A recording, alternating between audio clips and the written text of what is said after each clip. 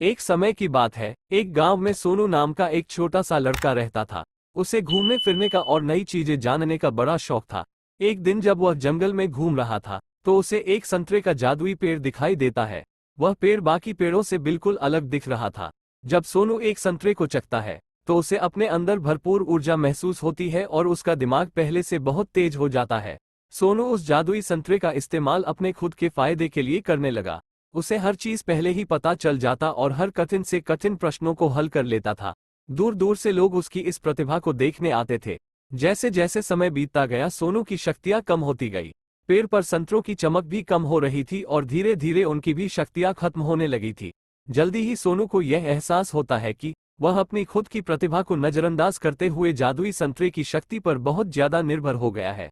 सोनू को अपनी गलतियों का एहसास होता है और वह जादुई संतरे के पेड़ के पास वापस जाता है। वह अपने लालची स्वभाव के लिए माफी मांगता है और वादा करता है कि अपनी काबिलियत का उपयोग वह अच्छे कामों के लिए करेगा। फिर अचानक से पेड़ के बचे हुए संतरों में वापस चमक आ जाती है।